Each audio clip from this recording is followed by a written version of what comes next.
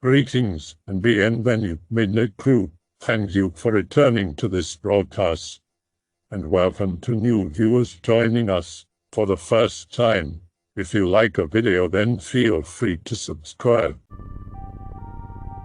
Some viewers may find the following video disturbing. Viewer discretion is advised. It's no secret that the ATF is staffed by a bunch of incompetent imbeciles. But my old man, Annex Leo, told me about one time some ATF agents almost got him killed. Be my dad in 1989. Clock in, get my assignment for the day, start my shift. I have the paddy wagon today. I hop in with my partner and the day begins. I get a call on the radio. It is my sergeant. Car 9, we got in touch with some feds that are going to case a house. They asked for a wagon and some guys in uniforms. Hell yeah, let us go. We meet up with the feds. They are both wearing jackets with ATF on the back. Oh shit, here we go. Hey gents, thanks for the help. We have an interest in a guy in the area that is a part of one of the local biker gangs. We think that he may be in possession of automatic weapons and that he has intent to sell them. So we are going to poke around and see if we cannot get anything out of him. All right. Where does he live? The Fed points to the house in front of us. That one. So you mean to tell me that there may be a guy with automatic weapons in there, and we have been standing out front of his house in uniform for 5 minutes? The ATF guy gets all flustered and says, "Well, what do you think we should do, officer?" He put a lot of emphasis on the word officer. Whatever, fuck this. I get my partner and we walk up to the house and knock on the door. Some old dude answers the door. "Good morning, sir. Does so-and-so live here?" The old man raises an eyebrow and says, "Warrant?" "We do not have a warrant. We just wanted to..." "Then have a nice day, gentlemen." The old guy shuts the door. Probably was the guy's dad and was in the fold at one point as well. We walk back to the wagon, but not before chewing the ATF guy out. "Your lieutenant will hear about this," the ATF guy says. "Yeah, sure, blow me."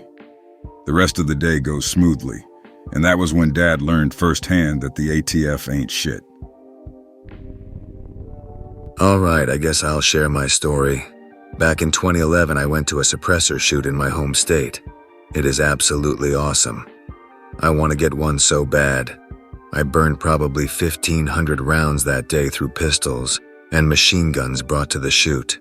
Uzis before jacuzzis.jpg. Fast forward a year. I'm out at my grandmother's the next night.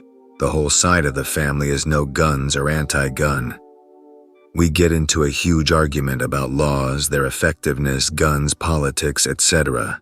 2 days later, I get a call from my mother. The FBI and ATF are at my house and at hers and want to talk to me. Holy shit. WebEM. This better be a joke. She puts one of the feds on the phone with me.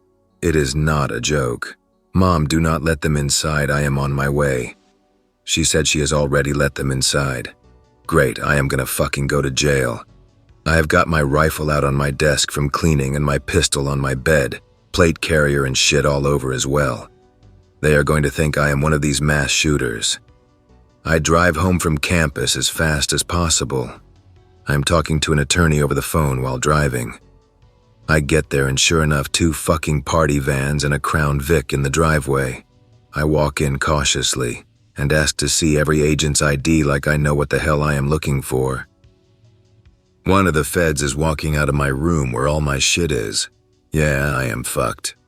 I ask what I can do to help them. They state that they received a call about me having an illegal suppressor. What the fuck? I have never had anything like that in my Thinks back to suppressor shoot.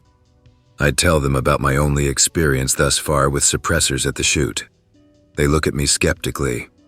I pull out Facebook pics and YouTube videos from the shoot, with a description on them stating it was at the shoot. They all looked at each other like it was a big waste of time. They scold me about making sure I clearly marked that I was demoing them. I fucking did. .gif. Okay, stay calm. These freaks can throw you in jail. I apologize for the perceived misunderstanding. They leave. I'm probably on a Gov watch list now. I start thinking about why they showed up after over a year. I realized the only person or people who would have called me in was that side of my family. I later had it confirmed by someone at my local gun shop that talked with one of the members of my family.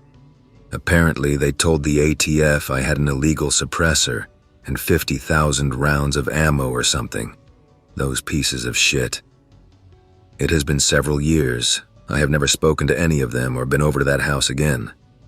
I am pretty sure my grandmother thinks I hate her, but I know she did not do it. It was my aunt and uncle Antigun.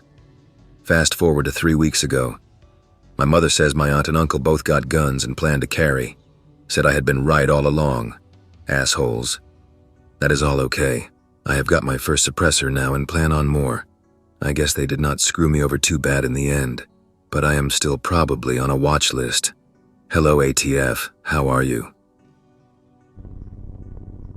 Total Civvie here, in Yosemite at Tunnel View taking photos of Half Dome at night. It is the middle of winter, cold and icy. An SUV rolls up, asks me if I have cell service because a truck had rolled down a cliff and a person was seen walking away. Well fuck, I grab my trauma kit, flares, blankets and line from my emergency kit and jump in the SUV while calling 911. I report it to the NPS and jump out at the crash. The truck is half hanging off a cliff and only held on by a half-snapped tree. No one in sight.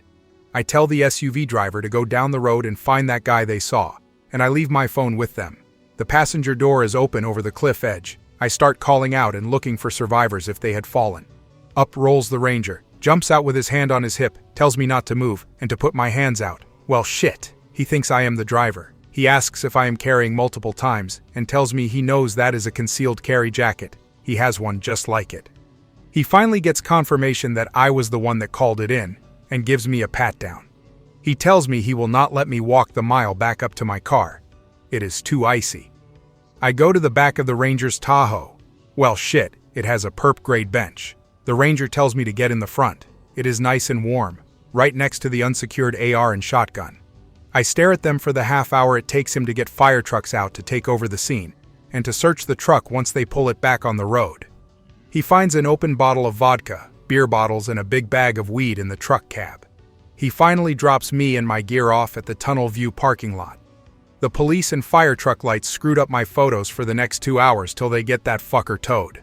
The driver was found heading for the village. He worked one of the concessions and was high. Say hello to federal weed charges. Your medical marijuana card has no power here. I had a Fed team show up at my place of work for a field interview because I told my doctor I was depressed once and had self-ending thoughts. I asked them whether or not I'd be on a list, whether it would impact my ability to purchase guns, etc. They said no. Of course, you must realize, however, that it is fully within the scope of a federal agent's job to lie if it feels it is in the best interest of fulfilling his objectives. Every American is on a list, every American. Why would you tell your doctor? Because I thought he might help. Turns out he helped himself. He was so paranoid I would go out and do something, and he would be made culpable that I said something that he called the feds on me. Moreover, what hurt more is he was a friend of the family. That night he asked to come to my house and hold on to my guns for my own safety. Because he was a friend, and because I wanted to prove I wasn't homicidal, I let this man into my house and handed him 4 firearms, of which I had to sit and walk him through the fact that every one of them was unloaded and safe because he had never operated one in his life. He still called them. Still paranoid, more paranoid than me, even in my state back then. It was a life lesson for me. These guys were classic, straight out of a movie. It was a very well-oiled 2-man team. One guy was the suit, ultra clean-cut blue suit uniform with a silver chain lapel, legit FBI. The other guy was clearly plain clothes, would have totally blended in on the street with nothing to give him away. They asked a litany of questions, to which I recounted everything leading up to the moment I decided to go to the doc, ironically for a totally unrelated issue besides depression, down to the minute. It seemed to satisfy them, but when I mentioned Cho, Lanza, Holmes, Sodini, etc. in the conversation, they said literally, "We don't know who any of those people are," which immediately made me realize that this conversation was not on the up and up. They would lie to get information if they wanted to. Did I get my guns back? Eventually, yes, after somewhere around 6 months to a year. I didn't care very much. I thought the whole thing, holding the guns, was totally hilarious. If I wanted to die, I would not require a gun. People been offing themselves just fine for thousands of years before the invention of the firearm. Moreover, had I wanted to execute a mass casualty attack, again, I would not require a firearm. People have also been committing murder for thousands of years without firearms. Some of the worst mass attacks ever have been with just a strong arm and an axe in China. I could go on a lot about the nature of mass casualty attacks because I spent a while trying to explain the obvious to people. Guns don't kill people. People kill people. Weapons are just tools that help. Hammering a nail is as easy as grabbing a rock and swinging it. So is caving in someone's skull. This isn't psychopathy. This is just an obvious fact. Look into history, and you'll see that the most devastating mass attacks have always been against people who are totally defenseless, children and the elderly. A gun, on the part of the attacker, would have made little difference in those situations. Are you fucking kidding me? Please tell me you changed doctors at the least. If I couldn't trust my doctor, I sure as hell wouldn't visit him. LOL, of course. Never went to him again. I saw him a few more times before he quit the group practice I was managing the insurance for. Played it plenty cool on the surface. There's nothing to gain by being overtly hostile towards him. But no, I'm not doing him any favors, or sending business his way, or much of anything. I hope he has a nice life living with utter paranoia and stress every time a patient walks into his care and he ponders whether or not something's going to go wrong or someone's going to sue him. Because they will. Since we're not talking names, I'll go ahead and mention too. He had a legit wrongful death claim against him for being the post-op care on a guy who had a hip transplant. He ordered some tests on the guy to see if the guy needed treatment to prevent a blood clot post-surgery. He did not ensure that the tests were done over the course of 2 days post-op care, despite the fact that he did order them. He did not follow up and make sure they were done. Guy died of a blood clot in the middle of the night about 36 hours post-surgery. Insurance paid out about $500,000 for his stupid ass being responsible as much as he was. I don't need to do shit. He'll live in paranoia the rest of his goddamned life over another one of those being on his hands. Why were those guys ever brought up? SSRIs being a common factor. I forgot if they asked about scripts, but I did tell them specifically I didn't get any scripts from the doc because I didn't want anything impairing my judgment, particularly when my job called for me to exercise good judgment. I couldn't take the risk of walking around like a zombie, or worse, becoming like another shooter. Keep in mind that the government does not care if you quietly off yourself in some private or secluded place. If the government gave even a single shit about that, mental health would function much more differently in this country. The reason they showed up in the first place was obvious. It wasn't to stop me from doing it. The FBI doesn't show up at your place of business and interrogate you for 2 hours because they're concerned you might shoot yourself.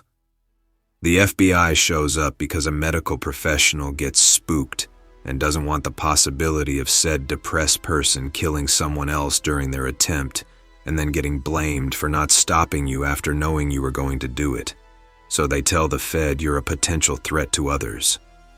More simply put, the Feds are there to stop a crime from being committed before it is committed, specifically murder. However, they cannot charge you with murder you haven't committed. They can hit you with conspiracy to commit murder if they can produce enough evidence, and I'm guessing the scope of the intended murder would determine whether or not said charge qualifies for felony status. I'm also guessing the testimony of a single pants-shitting doc is not enough to convict you in a criminal trial. Either way, it should be fully understood, and even I understood as soon as they arrived, that the government and law enforcement could not give a single fuck about stopping you from doing it. If they do, the only reason they do is to prevent collateral damage to others or property. Here's one my uncle called me up and told me. I go to Walmart looking for boots, and stop by the guns and ammo, because why not? I see they just stocked up the 22 shells. Hell yeah, .jpg. I called over a nearby employee. What is your limit on how many I can buy? The uninformed worker says there is no limit.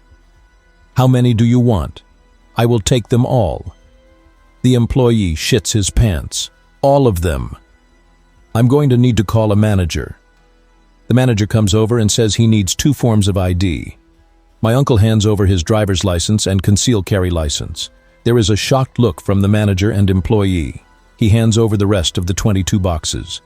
Uncle now swears he's on a watch list for buying that much ammo, not to mention this was the day before that shooting in California. I couldn't help to think that it would have turned out like the drug deal in Lethal Weapon. All right, I have a few. Be a cop in rural Wisconsin. We always joke about how we have to call the National Guard every time a cow is tipped over.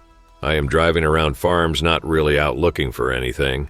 I see a small tin garden shed in the front yard. There are propane bottles, plastic jugs, tubes, and buckets. I stop and check the shed out of curiosity. Maybe it is a meth lab. When I get to the door, I can smell roasting barley and hops. A fat, balding farmer in overalls is brewing his own homemade beer. The farmer is surprised when he sees me. He explains that he just finished moving the last of his home brewing equipment to his shed. His wife was tired of him making a mess in the house, hence why he moved into the shed. He was brewing a fresh batch. He offers me a 6-pack of his homemade beer. Such is the life of a cop in rural Wisconsin. This is my jurisdiction. I get a call over the radio. One of my buddies passed by a home and saw what he thought looked like pot plants in a garden behind a home as he drove by. He asked for backup.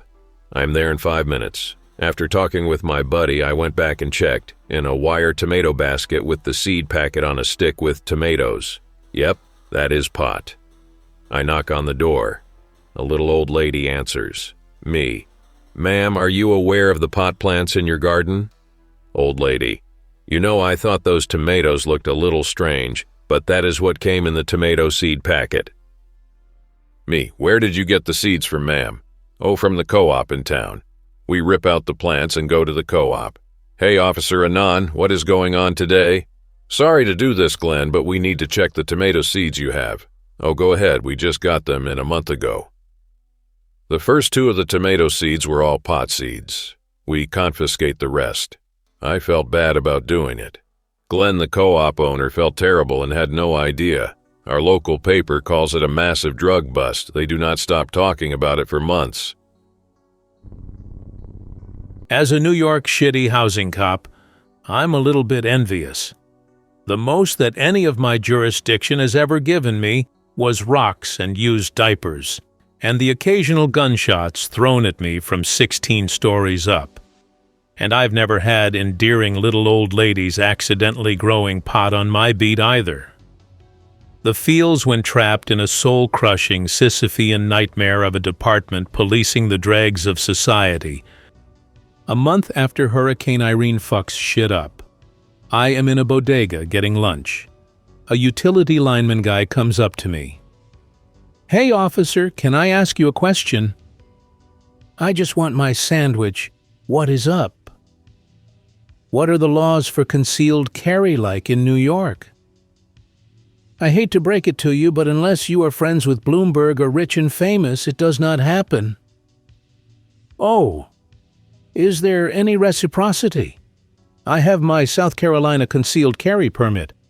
They have me over here doing a contract with Con Ed for the repairs, but it is not such a great neighborhood. He produces his concealed carry permit and shows it to me.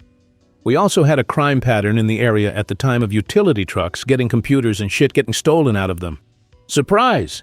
You are in the projects! I size this guy up visually. Bulge at 1 o'clock, shirt riding up and revealing a metal clip. I still just want my sandwich. I am afraid that New York just is not the kind of place that lets you do that. I wish I had better news for you. Go home and make sure your weapon is in its safe. You could get into deep shit if you had it on you. I wink and nudge. The lineman turns pale, thanks me, and promptly leaves. I eat a sandwich. Good old boys from South Carolina with concealed carry permits up here to repair hurricane damage aren't my major concern around here. Speaking of ATF, this happened recently, was kind of neat. I bought a DPMS Panther.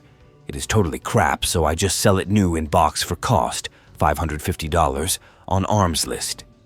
I insist on going through an FFL at my cost due to the nature of the firearm. I get some bites, mostly low ballers. One guy offered me my asking price. He insists on no FFL and says he is a federal agent. Well, here goes nothing. We met in a parking lot. The guy is driving a brand new SUV. He gets out with his 13-year-old son. He shows me his government ID. He is fucking ATF. We laugh about arms list rats. He tells me this gun is his son's first AR, and he just wants a beater. I sell the gun, and we sign a bill of sale. I wish all arms list deals went that smooth. Insist on no FFL. He's a federal agent. Wouldn't that be all the more reason to do an FFL? I know he's not a felon or going to sell the gun in Massachusetts or New York. I have a BOS email evidence. He drove up in a 40K SUV and had a real government ID. The law doesn't require it. There is no reason at all to require an FFL. I am confident that gun will never be used in a crime. FFL isn't required by my state, but if I unknowingly contribute to crime due to my actions, I'm part of the problem. We have rights and all, but we also have responsibility. That guy's job is probably to sit at his desk browsing arms list and gun broker all day looking for people trying to sell unregistered SBRs and shit. Be me and friends shooting in their home state. We are casually plinking and occasionally mag dumping.